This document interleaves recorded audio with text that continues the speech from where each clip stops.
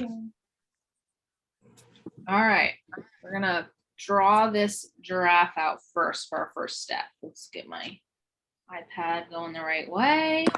I just loved the arc. That's what drew me to this particular reference. I just think it's so beautiful, just that gesture. So granted, we are working on watercolor paper. Demo wise, I have to do it on here, but for you guys, if you don't know how, to transfer a drawing to watercolor paper, I can talk a little bit about that.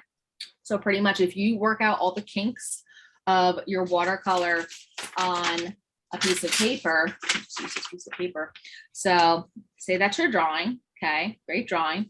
And then once you're done with that and it's how you want it, you would either, hopefully it's the same size that you want it on your paper. Otherwise you could shrink it or blow it up on a Xerox machine or print it larger or smaller, take a picture of it, print it larger or smaller. And then you would take the back side of it. You would put either charcoal or graphite, probably graphite in a watercolor sense. And when the back is with graphite, they make graphite paper. Think of it like carbon paper. You'd put that down. I shouldn't do it on, oh, whoops. I shouldn't do it on there. I'll use it. You would tape it down and press through with a harder pressure and you'll end up with your drawing there. I know it's hard to see, but it's there enough. There you go. Okay. So that is just called transfer paper. If you wanted to invest in that, if you are a person that likes to work out their sketch elsewhere and then move it to your subject. So especially if you're working really large, sometimes it's easier to do a very comfortable size drawing and then you could blow it up. You could do things that way, or vice versa. Maybe you want to work smaller, but you're just a big drawer. That's another option. So I'm using a B pencil. I'm going to try to push a little bit darker for you. Oh, I don't have my light on. I'm like, why is there a shadow there? Okay. So I'm going to try to push a little bit darker. I don't recommend you guys doing that, but yeah, anyway. All right, let's get the big round part of his head in first. Shapes. Can you guys even see that? Can you see that? Tell me. I can go darker, but I don't want to, but I will. All right, we have like the lip area. It's an elongated head. So I am literally separating these two circles. Is that too bright? Here, maybe if I go like this, you could see it better. Maybe like that. Okay. So I'm just going to put placement in. We have the little, they're not called horns. I forget the name. I Googled it once. They're called something, some sort of cone. We're going to have to look that up again. All right. Now I'm going to go down from where the nape of his neck is, like the mane, and I'm going to come around. I'm going to come down. I just kind of want to get that vibe. Looks like a seahorse. All right. I'm going to make this a little dark. I will darken my lines a little bit more once I get my bearings. The one side of the neck comes in and then it's blocked by the mane. So if you want to start by putting in more mane, you can. I'm going to make this circle a little bit larger. And that's why I don't get too detailed yet, because I could totally just make things the wrong size. Like, I don't know what's going on yet. Let's put in the mane just so we know it's there. I just drew it with a raggedy line. The other side of our neck comes down on an angle, another angle, then it kind of wraps around like so. It's going to get a little wider towards the bottom. I think I'm feeling okay with how things are lining up a little bit for the moment. So what I'm going to do is I'm going to start to darken my lines, and then you'll be able to see my drawing a little bit clearer. So we want to make sure we start off this way, like I said, for the purpose of composition, for the purpose of figuring out where things align with each other before we commit to darkening our lines. Because once we darken a line, it's harder to erase, and watercolor is transparent. You're gonna see it. There's no hiding it. So no pressure. All right, let me just get this little ear in here. It's like a little leaf shape. Okay, I think I still have to make this head bigger. All right, now I'm going to refine. So let's see, I'm going to come down from the brow. It's going to do a little swoop straight. I think I'm going to elongate this a little, add some luscious lips. I'm going just strictly by feeling right now. I'm not necessarily even, you know, measuring yet, because it's like making a soup. You got to have something in the pot to taste before you know, if you need salt or something. Same thing here. I'm going to come across. We have the chin, a straight line. Horses are very similar with that. A little scoop. Okay. That is a weird looking animal. Okay. Giraffes are weird. They have these beautiful large eyes though. How large this eye is. Not getting too detailed yet, just thinking about placement. Look, I started over here. It's even closer to the edge of the head than we think. So I got to really, push that eye a little bit further over. Okay. I'm going to get this ear a little bit more in. I think I have to bring it a little bit further to the left. Once again, that's why I make sure I'm not setting anything in stone yet. The kneaded eraser is a great tool. Usually if I'm drawing this in like say pastel or oil, I'm not too finicky with stuff because it can get covered and adjusted as you work. But with this, I kind of have to really make sure, hopefully enough that it portrays giraffe the first time around. I'm going to get rid of some of these first lines just to kind of clean up my drawing for the moment. Okay, we don't see the whole of the nostril.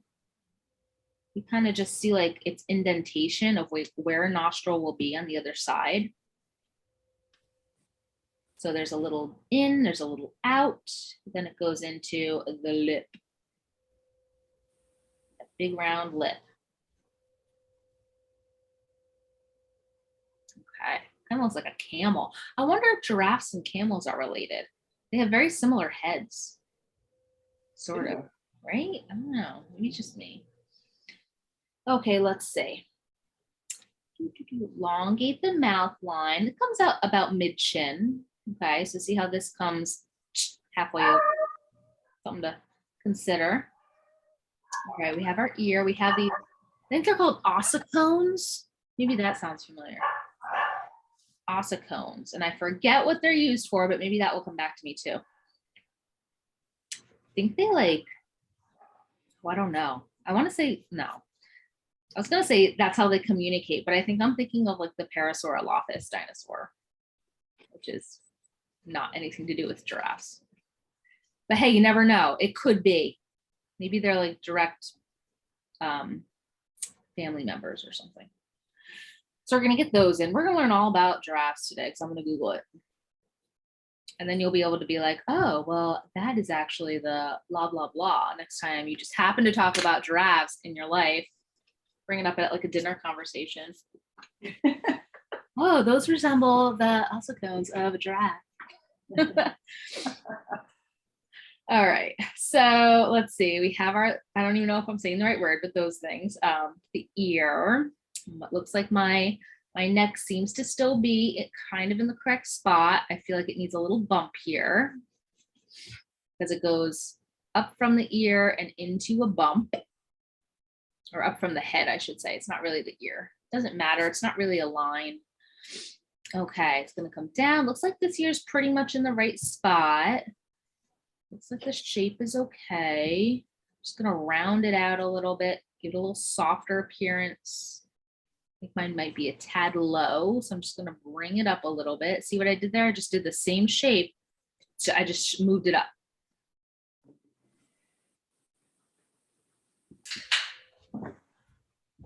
No one's going to know if it's slightly wrong. It's not something crucial. The eye, we want to make sure is the right spot though. I also like to put in, those lines that separate light and shadow, especially in watercolor world, but even like with pastel, you should definitely, I always try to put in where the lights and shadows are. Even with oil, I finally got around to putting a base on my cows in the background. I'll show you later. And well, it's not a base, it's just an underpainting, but it's something. And light and shadow, that's what holds everything together. Even on this little guy up here, there's shadow and there's light. This guy here, he has light and shadow, but it's kind of right down the middle. So little lines like that do help. This ear too, we have light and shadow, and that's going to help dictate the form of this little ear. or whatever it is that you're drawing. Make this a little smaller. Okay, let's go down to the neck. There's a little bump here, a little bone or something, comes out, comes around, slender and long. I didn't take my paper, I should take my paper. We have the center line here. The center line pretty much almost just veers over to the right. Where does the neck end? Put a vertical line on your reference photo. What does it align with? Oh, it just happens to align with the end of the chin. So does mine. So that was a win-win there. Did not plan that. So we have a little mohawk going on here. And it kind of starts to get more foreshortened because the hair is coming towards us. So it's almost just going to get a little skinnier. So I'm just going to kind of put in a little line. And we see a little bit of the other side. And that's it. But we really don't have to worry too much about that. Now the markings, we're not going to worry about until later. Okay, because we're going to pretty much think of it this way. What's going to be easier? Putting in all the, I'm going to use the analogy like a brick and mortar. So like the mortar in between the spots, what's going to be easier? Going around every spot and trying to get light and shadow, or just doing it all. So when we look at the reference photo here, you know, we have a lot of yellows, which looks cool against this like purpley tone. We have a lot of purpley blue. We have a little almost just white. So to get in all that first, I think will be easier, and then putting the dark shapes on top, because with watercolor, it's going to be easier that way. Now with pastel, you might want to put in some of these larger guys, unless you were to alcohol it. You could alcohol the light, like how we'll do it, and then you can put the darks on top. Unless you have some pretty nice soft darks to lay easily on top. But what we do still want to draw in, see there's a line here separating the light. It's like this weird little inlet. We're going to draw in all those little spots. So let's see. We're going to come down, we're going to come up, we're going to go across, we're going to go down. Make that little inlet thing. And it's going to go up into the eye. There's a bulge of the eye. The brow bone, we'll call it. That's all pretty dark, the brow bone.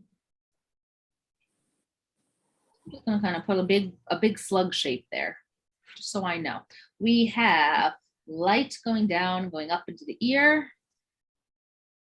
I'm noticing my ear is too low now by comparison, so I'm just gonna squiggle that up.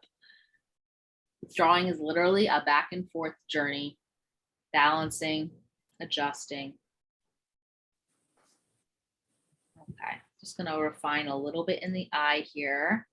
Okay, when we look at the eye, we have a lot of reflections. There's some dark shapes. We don't need to have all those things, but we do want to put something in, but we definitely want to isolate these beautiful long eyelashes. So what I'm going to do, I'm going to come down so you guys can see what I'm doing. Bring it on down. Okay, so let's make this a little more clear. This is my eyeball. We have eyelashes that are kind of coming up and over like so. That's what this shape is right there. And then pretty much all the rest is fairly dark. We want a nice arch here. Eyeball going in. We have a little eyelid thing down here. I'm going to isolate that to be like a little shape. But that's really, you know, the gist. Now I drew my eyeball a little bit larger than technically it should be, but that's okay. You guys can see it a little bit better that way. All right, and that is where pretty much the main part of our drawing is. I mean, we have some shadows on this side, nothing really too crazy. We have the shadow from the mane, but everything else is fairly, you know, fairly done. There's a little shadow here, this line. Okay, so I think we're gonna leave all that there, and looks like I see one more thing. Nostril shadow comes up and down and around the mouth. There's like a little bone shape. It looks like a bone. Okay, I'm gonna come in closer so you guys can see that better.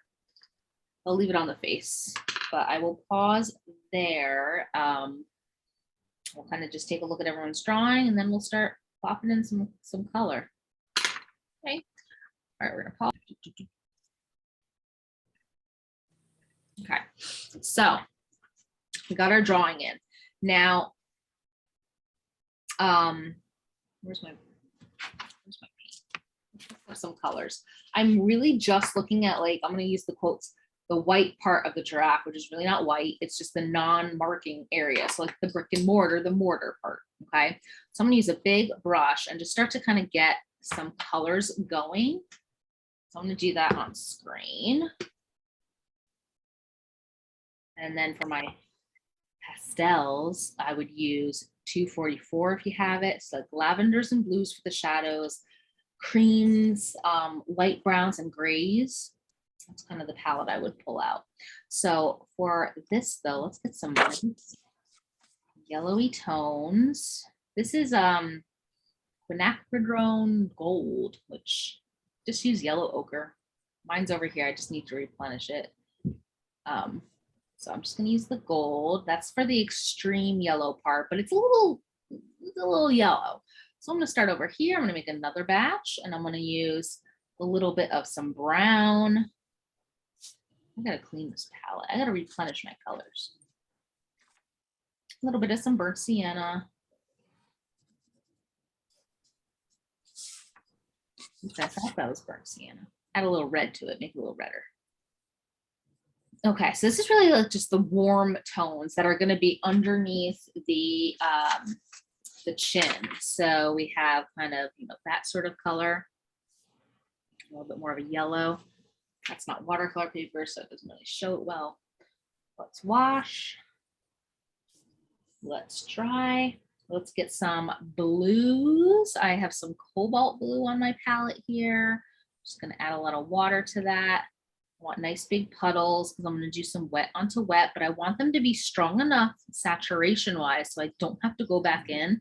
And so I don't have to say like, whoops, I should have added more, which is totally what always happens to me because I get scared. So I'm going to try not to be scared today.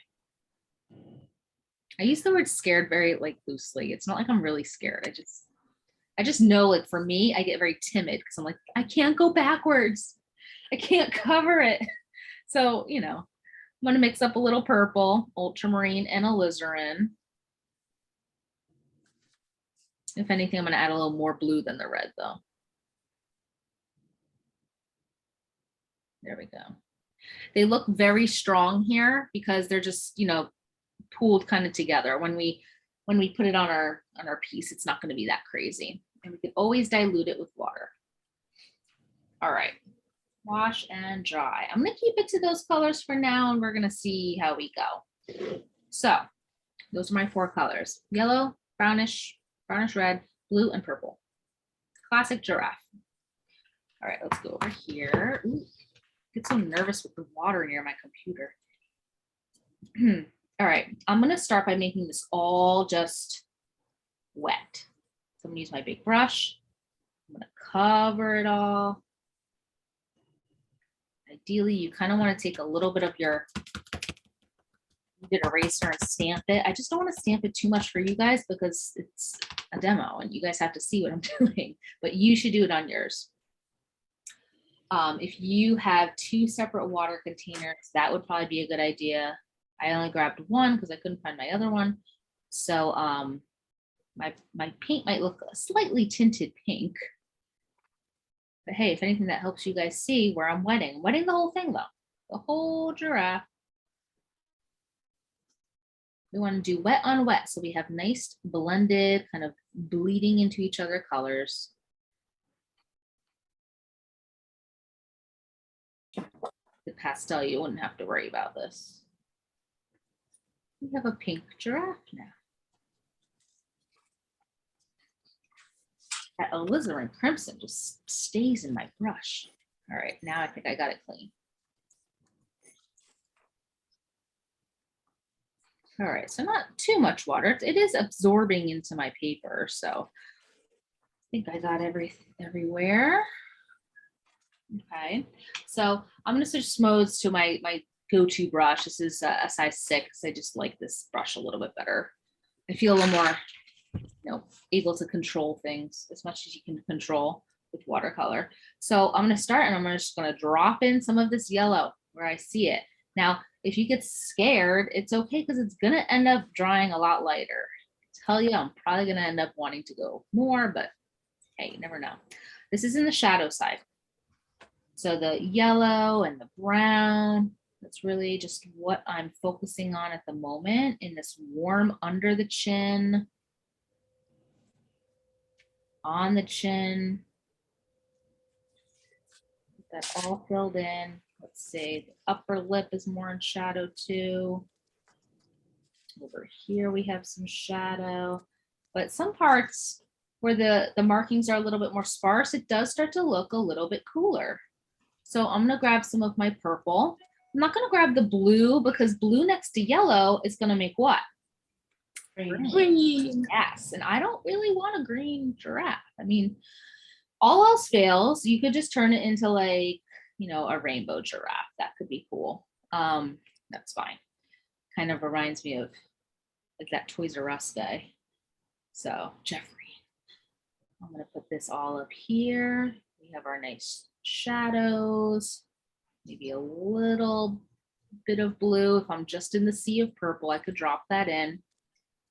I can go right over my eye. The color we're putting down now is going to be the color we use for that highlight later. So right now, yes, it looks dark, but in all honesty, it's honestly going to be light once we get dark next to it. Can't have light without dark. I see some shadows over here that I didn't really draw in.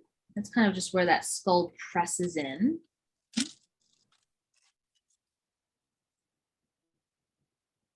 Interior of the ear, you can just have it carry right on over to the shadow. Let it bleed into the yellow and purple. If anything, they're just going to make a brown or a gray. You guys are getting some shine, so I'll try to put it a little on an angle. I don't know if that helps, but up here, even though it's pretty, you know, it's a brown hair, we can use maybe purple and brown to maybe just start getting this shadow side a little bit more. Even though the top is black, it's going to have a little bit of a blue highlight on it. So I'm just going to try to drop in some blue right on the top there. I know it looks pretty dark, but I want kind of heavy with it.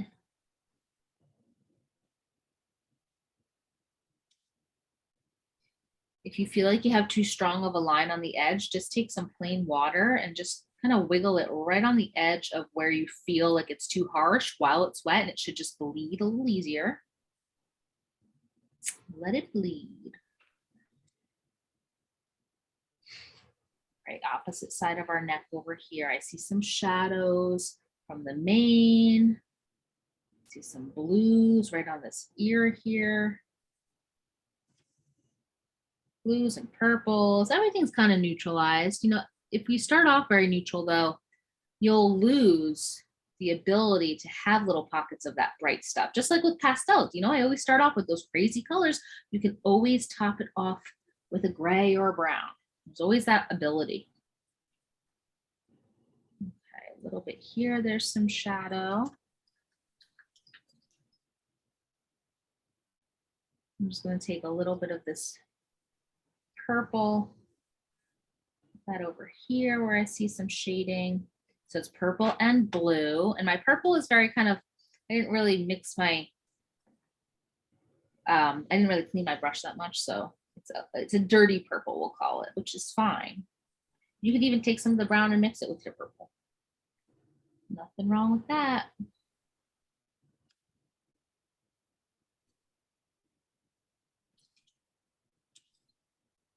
Okay.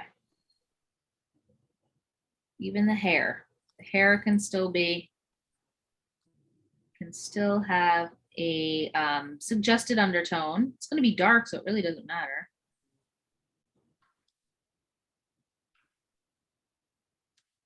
Okay. It's, your paper's still going to be wet at this point. So at this stage, you know, that since you have most of everything, except for right over here, and I forgot that part, in, then we can go back in and kind of just suggest a few little subtle indentations in like the underside of the chin there. Maybe it should be a little browner here. But here's the thing, you don't want to do it too much because then you start to get blooms. If your paint mixture is too watery, you start to get like, see kind of like what's happening here is like I'm mixing and the color from underneath is getting agitated, and now I'm agitated. I should have left it. Don't do what I just did. It's okay, it'll diffuse and lighten. But that's pretty much going to be like, you know, where we take our first layer, just putting in all the undertones that we see with like the mortar of in between those shapes. So I'm gonna let this dry and I'm gonna pause. All right, so I am going to start putting in areas of dark, and I'm gonna start with that eye. Okay, so the color that I'm gonna mix is just gonna be like a dark brownish blue, so almost a black. It's not gonna be as dark as I normally work with like oil or pastel, but I do wanna start slowly building up my darks. Okay, it looks fairly dark now, but it could still probably go a little bit darker once I have it all dried. Let's see. If you have your reference photo on a tablet, zoom in. A little bit there. Under the lashes. You could even do the line that's from the lashes to the lid that separates it. A lot of this stuff over here is going to be dark anyhow. I'm going to make it a little bit more blue heavy though, so it's like a deep midnight blue.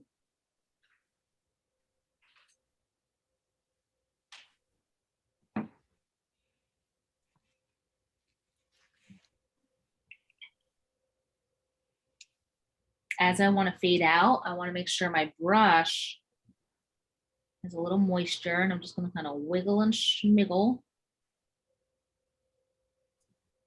Let that be a nice softer edge. Sometimes if there's too much there, I just absorb. So there's a lot of water there right now. I'm going to absorb my brush so it gets a lot of it out, and now I'm slurping it up. So it's like a vacuum.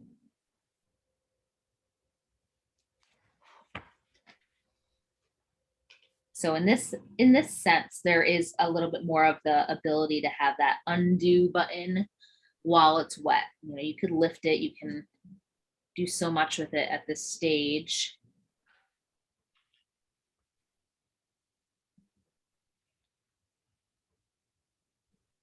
Okay, so now that I put in my dark, there's little suggestions of things in the eye, but by no means is that done, because the dark's gonna lighten and I'm gonna still have to darken all the stuff inside the eye anyhow. A little darker on this brow up here.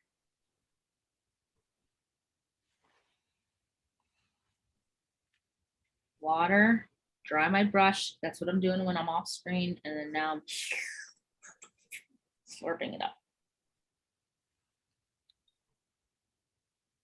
Okay.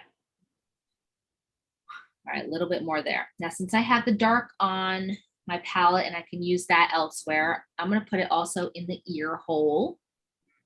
I'm not going to cover it. I just know that the ear is a little darker on the bottom of the hole.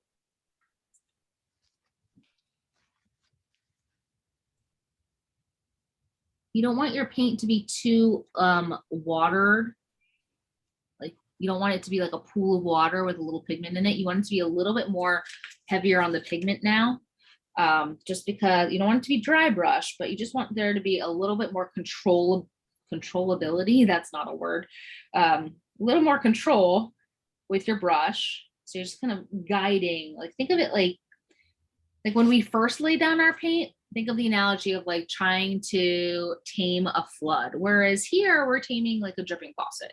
So we can kind of guide it a little bit more. Hi, Bonnie, how's your vinegar? Is your floor clean? You're oh. I'm just going to watch. I'll do the replay. But he's so pretty. Thanks. Yeah, we're doing a little more step by step. So good. Yeah, this is kind of like our third step. Starting to push in our darks a little bit more. Step 1, draw the giraffe. Step 2, lay down some colors. Step 3, some darks. All right, I'm gonna move up to the acetone. Word of the day. There's some nice darks happening up here. I'm gonna try to go around this little blue thing. Remember that little blue highlight if you put that in. And Rachel, if you haven't put in that blue, you can put that blue in with your pastel at any time. As long as it's fairly soft enough, you can lay that in right on top. Notice my strokes here are starting to get a little bit more fur-like. So I can kind of, in the direction that the fur is, I'm building up my texture that way.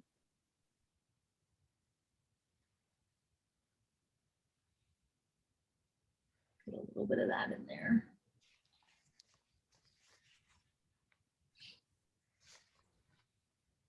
A little bit of that red. This is a brown and red mixture I just did. I'm just going to put a couple little lines in where I see it. I'm using a lot of pigment here versus water. I don't want too much water. Sometimes it's scary putting that strong dark. So I'll put in like a little haze of that color first. Be like, you're going to live here and I'll make you more apparent later. But the paper towel is my best friend with watercolor. So I'm constantly, every time you see my brush leave, it's not going to the palette for more paint. It's going to my handy dandy paper towel right here. You can see, look at it. It's like disgusting because I'm constantly drying off half the liquid on my brush.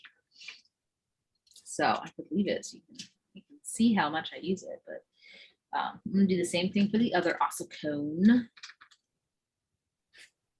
Okay, let's see. That was cadmium red and burnt umber, actually, if you were curious about that little mixture. Burnt sienna would work great too. Well, my burnt sienna I gotta squirt more out. I'll do that next. A little bit of my black again on my acetone. Remember, it looks dark, but it's not going to be dark. Look at the eye. Remember how dark it was? It's not anymore. That's one thing that drives me nuts. Okay. That's all our shadow there. Maybe there's a little more light. Okay. Let's move to what other areas have super darks. Our mane has a little bit of some darks here. I'm going to put that in a little bit. There's my burnt sienna. Come here, burnt. So I loaded. Okay, watch. This is technique wise. This is important. Okay, hold on. So here's my color, right? So I grab my burnt sienna up here. Wiggle, wiggle, wiggle. Get some. So it's fairly a large, puddly, watery mixture, but I don't really want that watery. So I'm going to take it and I'm just going to notice I'm putting the paper towel more towards the, I forget what this thing is called, the metal part right there. And yes, some of the pigment's coming out, but the main thing is that water is coming out and a lot of the pigment is still in my brush. So I call that the brush taking a nap. That I'm sure it's called something else, but that's what I call it. Just let it kind of just do its own thing a little bit. I'm just going to put this in here.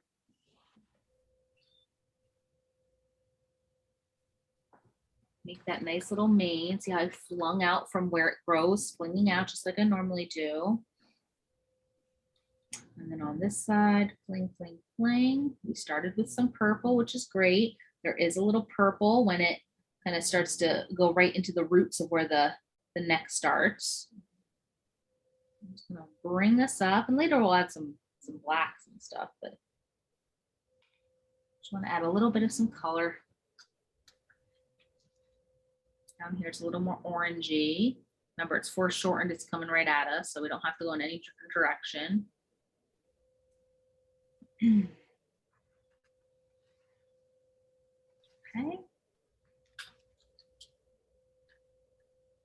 So, and honestly, with that burnt sienna and brown mixture, we can start to even push the chin and our lip and nostril area a little bit more. So this is when I would use it a little bit more liquidy. So I would add a little bit more water. So I put it down and I see like a big bead there. So that's when I'm just getting some of it off of my brush so I can guide that bead elsewhere. And once that bead is done, I kind of end up with this edge. And it's up to you. If you like the edge for what it needs to be right there, great. If it's bothering you, then you would absorb your paintbrush and slurp the edge up, okay? So I'm gonna kind of keep a little bit of that because I don't mind it right there. If you wanted to transition into just plain, the rest of everything else, you could wash and dry your brush, but then get a little bit of clean water, shimmy the edge. Let's see if I need to do it somewhere. Hold on. Let's see, we have our nostril zone here. Let's get that to be a little bit darker. Okay, so right around here, I want this section to diffuse into everything else. So what I'm going to do is I'm going to clean my brush. I'm going to come down closer so you can see this technique. So right now it's just very like harsh and weird. So I cleaned my brush, I'm drying my brush a little bit. There's still moisture in it. I'm going to wiggle and agitate the edge, dry my brush again, and slurp and squiggle, kind of using the whole edge there. So I end up with just a little bit more of a softer transition into everything else that's there. Hopefully that relayed some sort of way. It's all about getting to know your brush, how much paint is in your brush, and how much pigment is in your brush. Like right now, the paint I just dipped in, I dipped my brush into like some Payne's gray, and it was really, really bold. And I know that. So I'm pretty much drawing with almost a paint just to kind of get that line in. Lots of pigment, not a lot of water though. So I dipped it into the pigment that didn't have that much water. And I just, and if I needed to, I could still dry my brush a little bit if it did. That was one thing I remember in college when I was learning watercolor. He was all about doing like more of a dry brush approach where you had pigment on your brush and then you were almost just drawing with it. You were literally just, let me show you. Hold on. Look how strong this black is here. It's like literally like pretty strong. So I'm going to take it. I'm going to slurp a lot of it out. Hold it there for a second. Okay. And then I'll do around the eyes so you can see what I mean by that dry brush kind of, I'm drawing, it's like a pen now. So I can literally take it and draw in where I see some extreme darks without it running, without it having a little bit of like crazy, like loose, the mind of its own. So it's more of the mindset of it being like a pen. Which, is great for some things, but sometimes we don't want to be so precise with it. Mine looks like a cat now with that reflection. I got to change that. And that's like where the oil painter in me comes out. Like I just need my darks in. And with watercolor, like you gotta chill out. I can't. You guys know that I can't chill. There's no chill in Andrea terminology. Okay, a little bit of blue. So restate. We want to kind of still knock down some of this interior of the eye. Yes, it's bright in the picture. It will still be bright. This will still lighten, but now we're starting to get a little bit more of that sense of light and shadow happening. This is a very straight line. When I look at the reference photo, it is a straight line, except some parts kind of wiggle up, some parts wiggle out. Maybe this can kind of travel upward. So I'm just agitating that edge. Squiggle, wiggle. Bring it up. Say, hey, wake up. Come over here. I'm going to tell the paint sometimes what to do. Granted, it's really burnt sienna on that bridge of the nose, which we will get, but most watercolors would put that in a little bit stronger to begin with, but the Andrea watercolorist just does things in weird ways. So, but see this, we're starting to sculpt that head. That's what like our mindset is now. Once we have our preliminary base down, now we could say, all right, and now I have to refine. So we can start putting in, like I said, that more burnt sienna, kind of golden, beautiful orangey brown on the bridge of the nose. I'm going to take a little bit of that color. It's really watery. Slurp a little. And let's just see. Let's get some of that in there. I got to cover my pencil. So I'm not afraid that it's very dark right now when I'm painting it, because I know it's going to dry later. And I know that some parts of this giraffe aren't white. Some parts are white, like the part I just painted over. Oops. But some parts are not. So we have to make there be a color there. Now, if you're like me and you put a color where there shouldn't be, I just took some paper towel and clean-ish brush, and I'm just gonna lift it. Lift by dab, squiggle, wiggle, wake up. You're kicked out. Get out of here. There we go. It's light enough. Because I know in here it's gonna still get darker. This will look lighter once this gets darker. So all things to, you know, let yourself realize, like, oh, that looks weird. Well, right now it might, but it might not later. You know, just, it's also a matter of letting things dry. We get impatient. I get impatient. I'm like, no, I want to do it right now, because that's what I would do in pastel. I would just do it all right now. But sometimes we have to stop.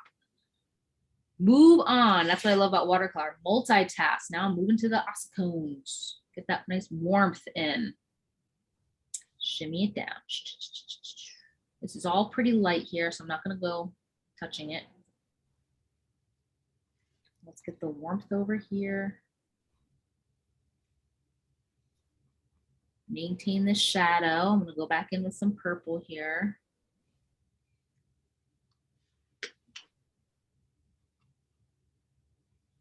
There we go.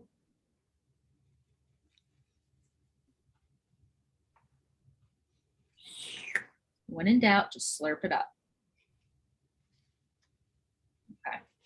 This part here, it is very white. You know, if you want there to be a color, you could add a faint amount of yellow, but it is pretty light. So, you know, maybe I'll put a little yellow there, but that's about it. That's all I'm gonna do. Where the neck curls, there's all these lovely little folds. So I'm gonna go in and start to kind of push those a little bit, like I did with the dry brush technique. I'm gonna use kind of a little bit of like a purpley black mixture, and I'm just gonna very subtly start suggesting in where some of these little lines can live. Maybe that was a little too strong.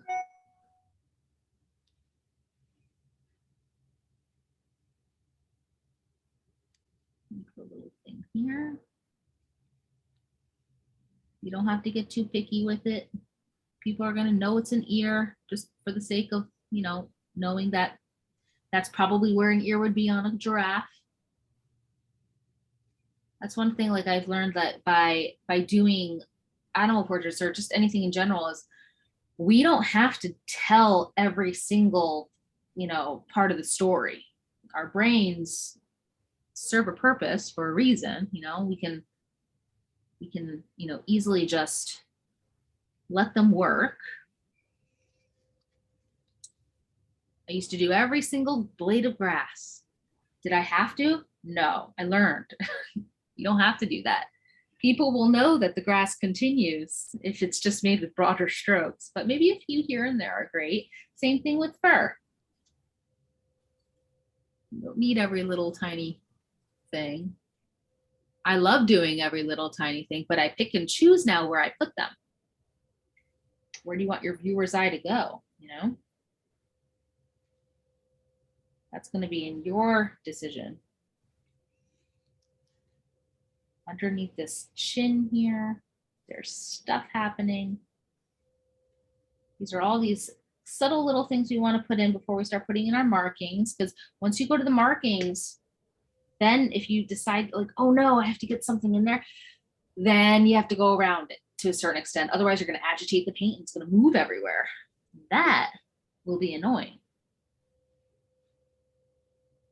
Little dimples in the chin. And what do you know? Look at that. I circled back around and now this area is dry. And of course, it dried lighter. So that's what you're going to start to kind of realize is, all right, now I have to go back and I'm going to restate and A lot of this still can be done once we start putting in our markings, but multitask, move around, just keep it going.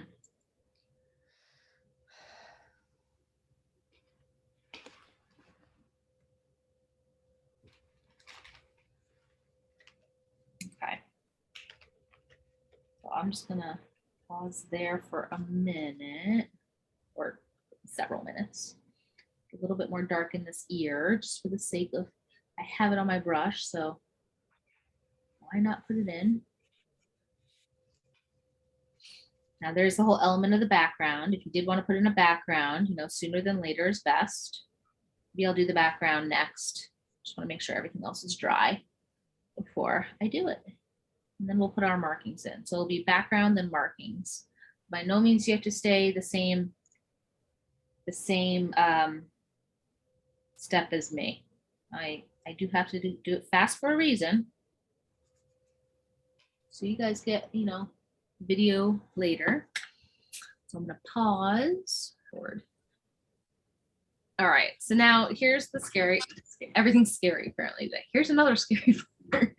The markings. So what I'm gonna suggest is that you lay in the markings very faint, because some of the markings are in light and some of them are in shadow. So if you do them all light, then you'll have a better kind of gear on where the darks and the lights have to live. So I'm gonna mix up kind of a brownish color, and I'm just gonna start putting them in where I see them. And honestly, you do not have to follow the photo. No one's gonna know. Just know, like, where are there big ones and where are there small ones.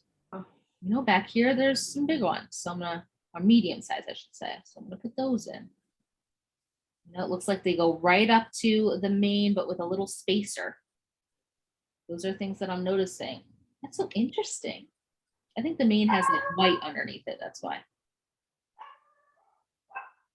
Draw in the shape, then just literally fill it in. You're drawing with the paintbrush, and it doesn't have to be that white, or not white, that it doesn't have to be that dry of a paintbrush. You can put in a good amount of water with it. That way you don't have to reload often. Organic shapes.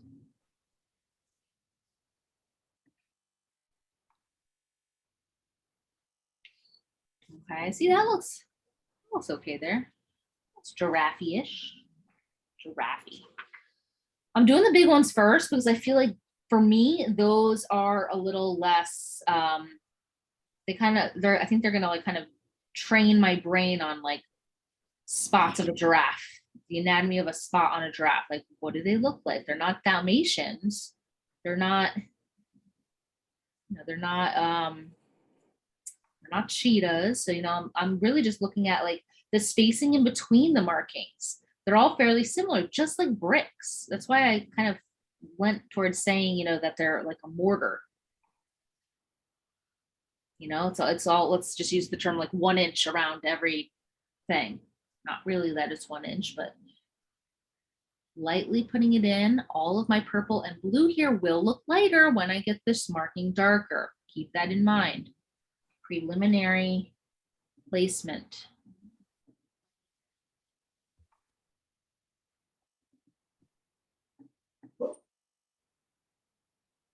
Some edges are a little bit more square, some are a little bit more organic. Just go section by section, one at a time.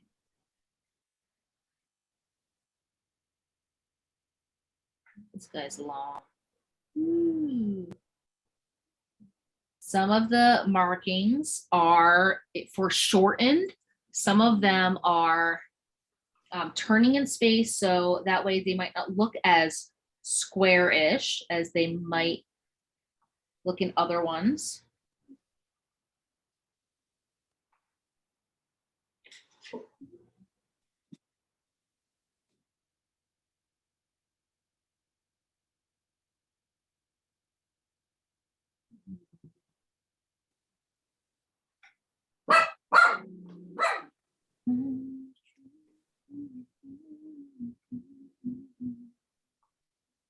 Now I have the Golden Girls in my head.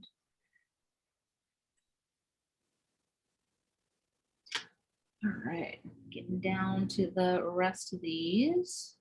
So over here where there's a lot more light, that's where the color that I'm putting down is going to be more of the color that will stay there.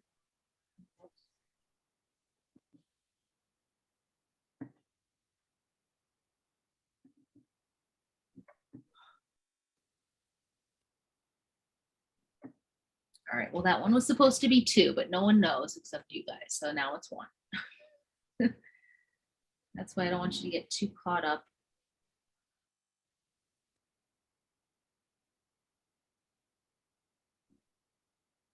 Working my way down.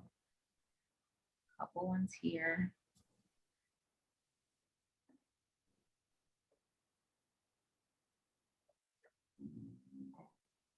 Notice that this side is very curved because once again, it's wrapping around this cylindrical form.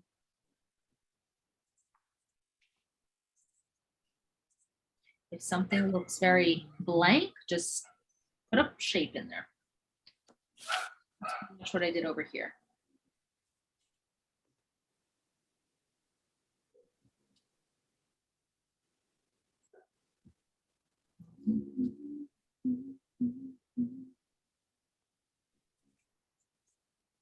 Okay, so those are all my big ones.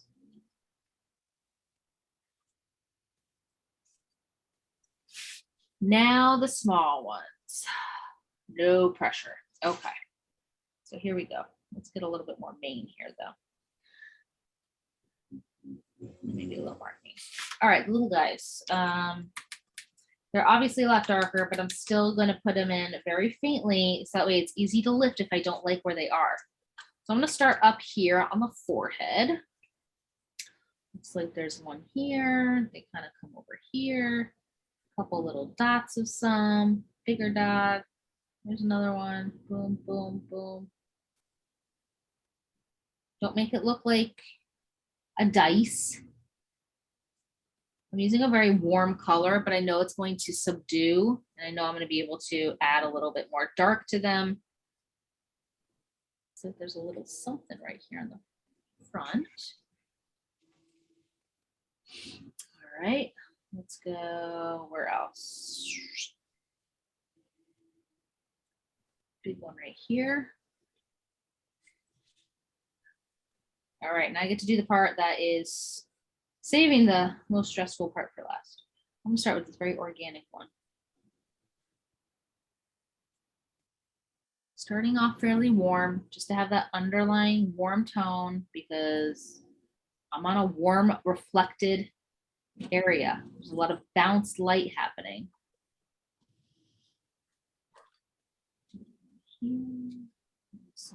If you end up running out of room for one of them, think of it this way. There's one less you have to do then. Let's see, there's this guy over here.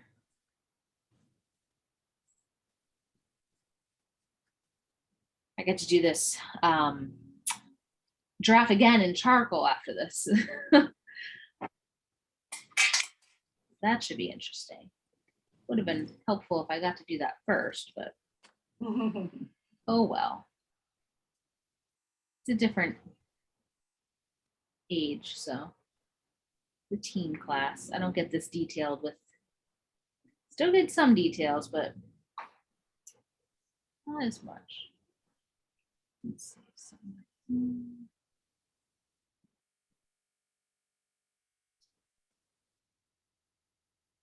Some of them start to kind of fade down. So we know how to fade, right? We're going to put in our marking. And then we're just going to take it, use a little water, fade on down towards the bottom. So I'm going to wipe my brush, clean it, wipe it, shimmy, shimmy, dry it, shimmy, dry it, shimmy. So I have that little bit of fade. A couple other little guys here. You're just drawing right now. You're not painting. Even though we're painting, we're just in the mindset of drawing. Did you draw, you didn't draw any of those in before when you drew Oh. in the design, did you? Nope, nope. So how do you keep from getting lost? That's my problem when I have things like that, I get lost. If you want, you can actually keep your finger on the reference if you Yeah, that's wanted true. to. That's one option. I honestly, mine are not the same as this. It's just I kind of Right. pick one and then I say like, all right, what's the one around it? And then just kind of, fit what is in the reference, but in my world. Okay.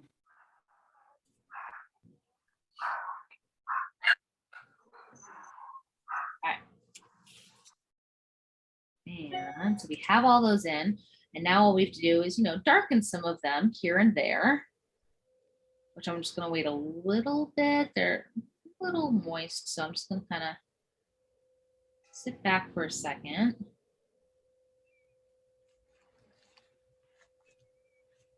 You can even go to the eye too if you wanted to again, but I don't know if I want to do anything too much more with the eye until I get those markings as dark as they need to be, because everything affects everything else, right?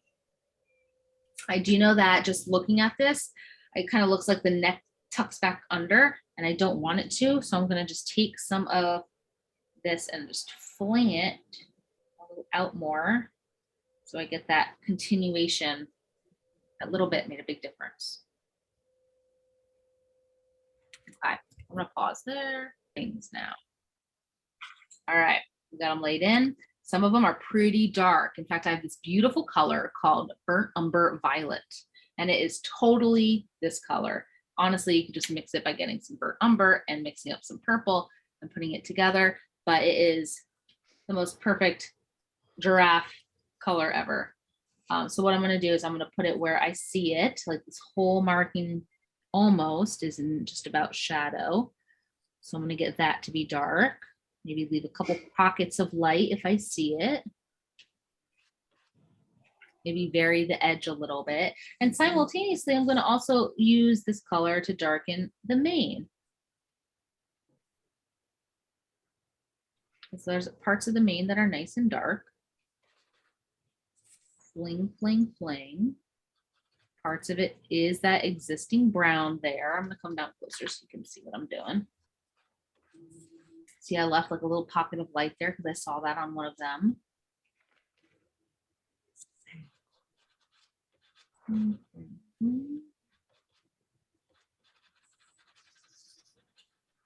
Soften that edge there.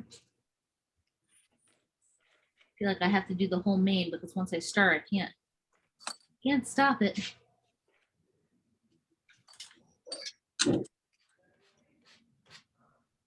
Really don't be scared of the dark. I mean, if you know it's going to be dark, you might as well just get it to be dark. Now, there's one thing about being scared of the dark, and there's one thing about thinking you're dark enough and then it's just not. And that's what happens to me. But if you are thinking like, all right, I got this, and you have a little bit more of a heavy hand, let it be dark because that's going to make a huge difference.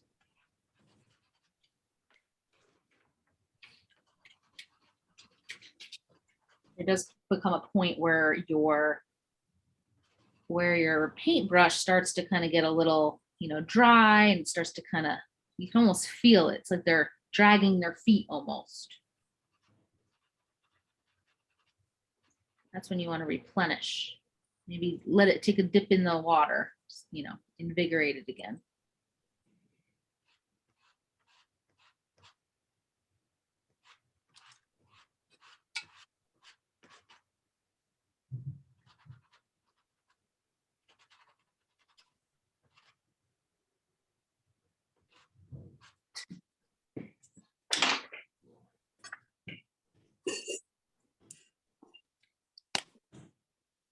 All right, this guy's gonna have some light. Now in the picture, this marking up here has some light on it, but in my world, I kind of made it all shadow, which means I'm gonna stick with what I have in my world. Like it wouldn't really make sense if I kept like little pockets of light if it's not really light there.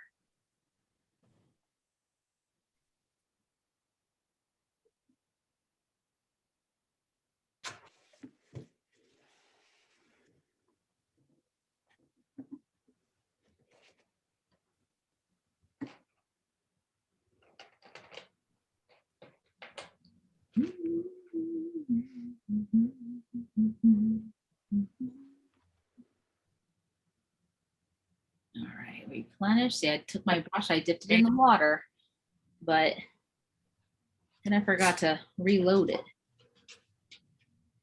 It was a very watery mixture.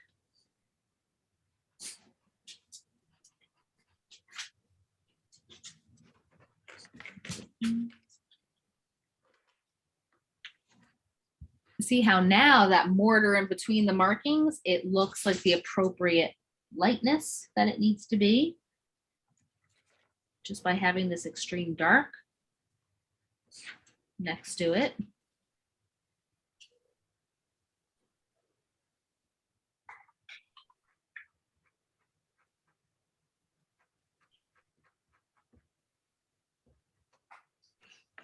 Filling in over here.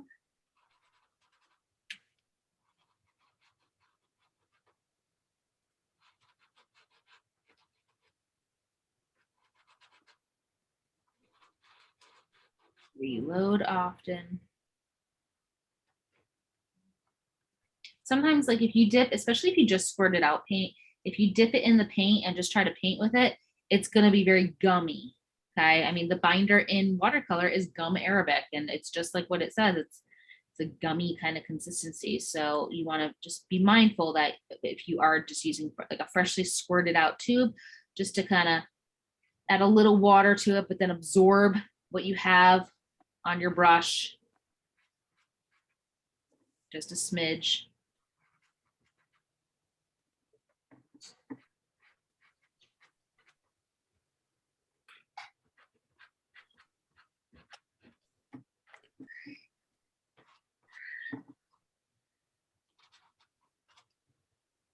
Rain is really into screaming lately. He has no interest in saying any words, but screaming. He likes to, like, you know, not like a bad scream, just like a, like an excited scream. Oh, that's fun. There we go. Let's. All right, so that's the dark. See how like I kept little pockets of the existing color, because in this area it was light, so I just left some of those there. Now I'm going to go back to the face with that same color. Let's say we have a little bit of some on the mane up here. Definitely going to get some of those in. Reload. I want to really intensify those.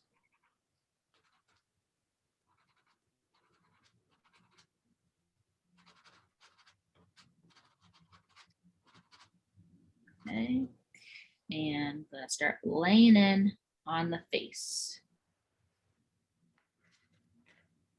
Some of them might be a little bit cooler. So if you did mix up a warmer color for before, mix a little blue in it. So it starts to turn a little bit more like a plum, still like a brown red, but more on the plum side.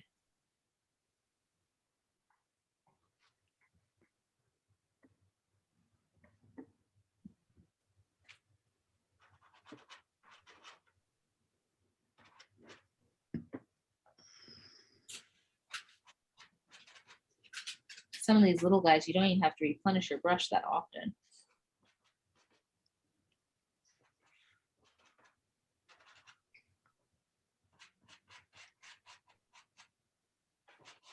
Come down closer so you guys can see that a little bit better.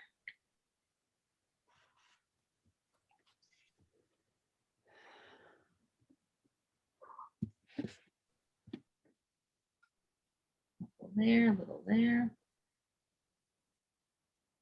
Reload.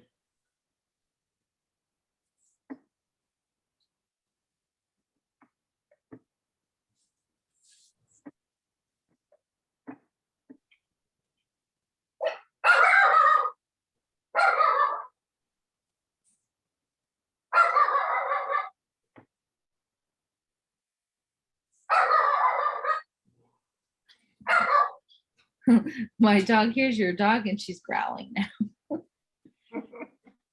It's okay, Chuchi. She's so lonely. We've been contemplating getting her a friend, but I'm like, oh my gosh, Andrea, calm down.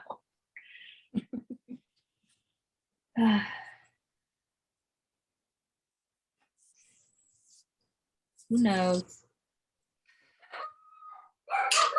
All right.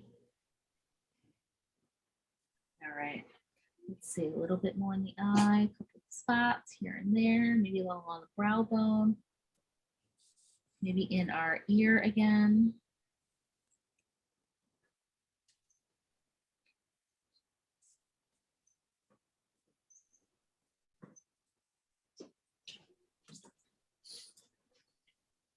Even these spots have maybe a little bit of just, you don't want it to look flat.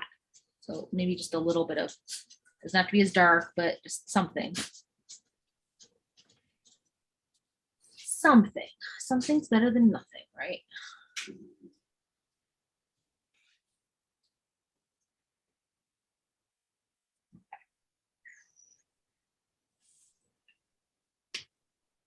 There we go.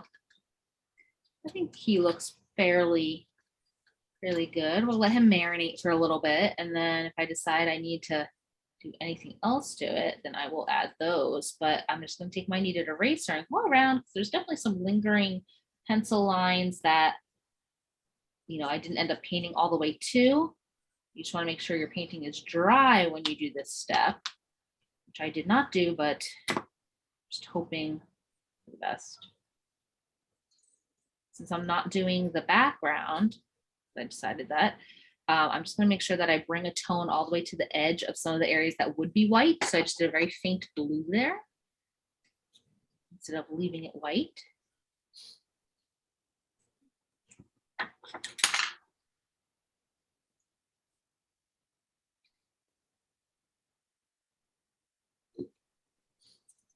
There we go.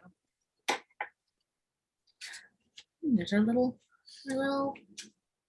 draft. Looks like he's looking at us like, what are you looking at? Why are you looking at me?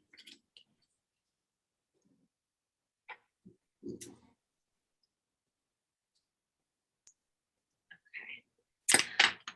Stop recording.